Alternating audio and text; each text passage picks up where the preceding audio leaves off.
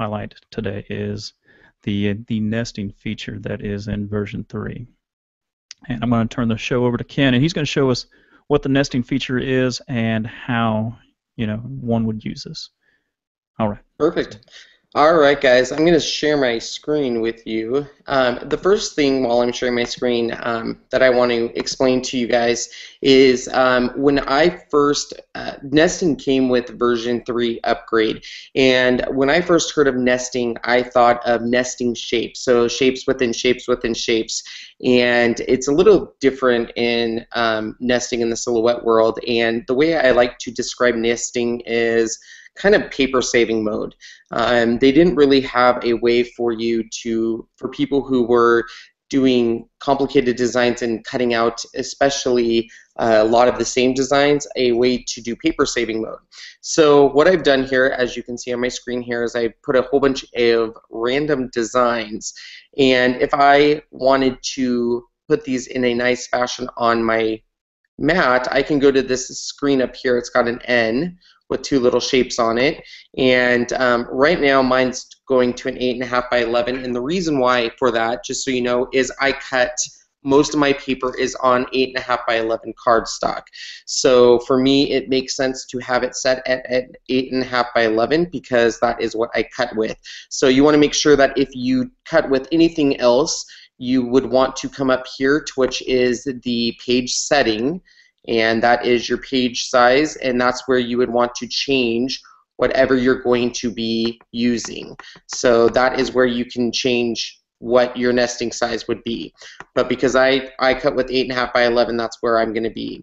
So once I have all these shapes scattered all over the place, I can actually draw a box around all of them, and if I hit nest, you're going to see everything get nested as much as possible in here.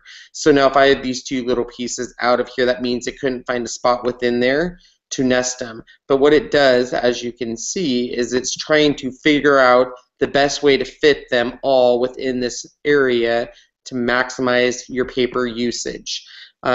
So it's going to see, if I wanted to, I could obviously put that right there. I'm not sure why I didn't do that. And it could cut that star right there. And I could also put that right there if I wanted to maximize that mode. So it didn't catch that.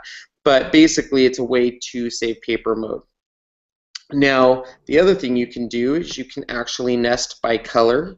So if I have, let's say, some different colors on here, and let's change these colors here. Let's do this one in red and that one in red. Leave that one in orange. You can actually select and hit Shift and then your mouse key, and then go to your nesting tool and just nest those 2 shapes. So you can leave that orange one out. You don't have to nest everything on your page. So you can leave that one out. The other nice thing about nesting that I like is if I have a square, and I'm actually going to change to not have a fill color, and let's say I have this, and then I have a circle. Let's say I want to nest this circle in this square. So if I go to my nesting and I actually select this, I can say I want to use this. I want to set this shape as my boundary. So I'm using this now as my nesting.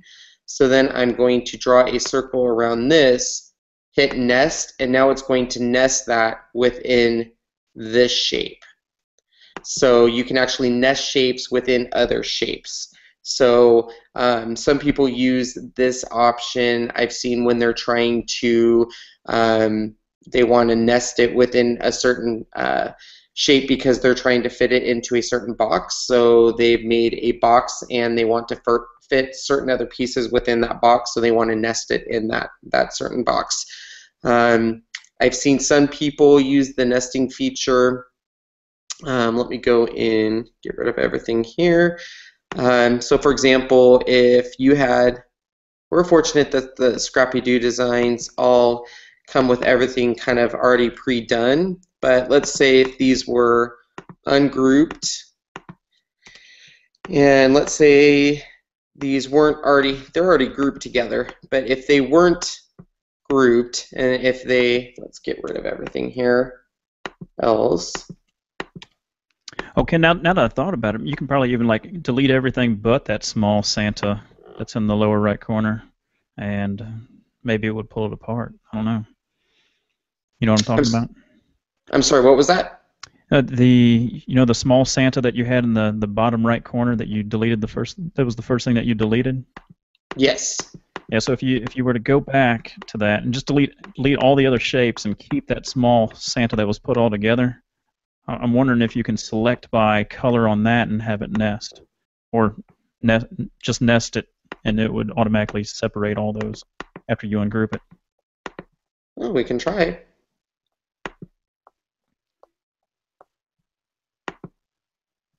Alright, so if we go to nest, that's the only thing. So nest by color, we have to go to select color by fill, and then we go to the red and nest, draw a box, because it's, oops, we want to actually go back to this, sorry about that guys, go back to this color, don't want to touch anything, by fill, red, nest, and then all you're going to do is hit nest. And unfortunately, I still have it selected to that one. I need to get rid of that fill by going back to the nest and hit use media. So let me go back and actually do that again. Sorry, guys. So we want to go back and hit use media.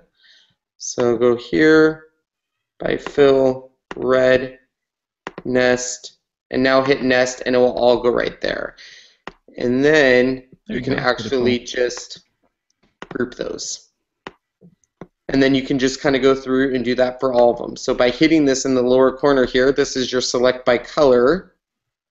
You're just going to hit by fill, which is your color. So on this one, we're going to hit this, which is the skin color. It selects all of those colors for you automatically. You just hit your nest up here, brings up your nest window here, and then just nest, and it brings all of them up just like that. Then you can just draw a box around them, right-click, group, and it groups those items together. And you just do that down the whole thing. So if you have for whatever reason, a SVG that it doesn't break them down like ScrappyDew files do, you can definitely use this nesting feature for that function, which makes it kind of nice so you're not breaking down each of the little files and stuff. So it's kind of a nice little easy function to do. Makes your life a little easier. I like it. Pretty cool. Yeah. So I don't know if anyone else has any questions on the nesting, but for me, I mostly use it for a paper saving mode. If I have a lot of things, especially that I'm going to be cutting on the same color, I'll use it for a paper saving mode and cut them all off, so that way I'm not dragging each little tiny piece onto the paper and then trying to cut them out. So that's mostly what I use it for. So yeah, that's the nesting tool in a nutshell. All right, pretty cool. Let me check to see if there's any questions real quick. Yeah, Susan said that she likes that nesting feature. She really wished the MTC would have it.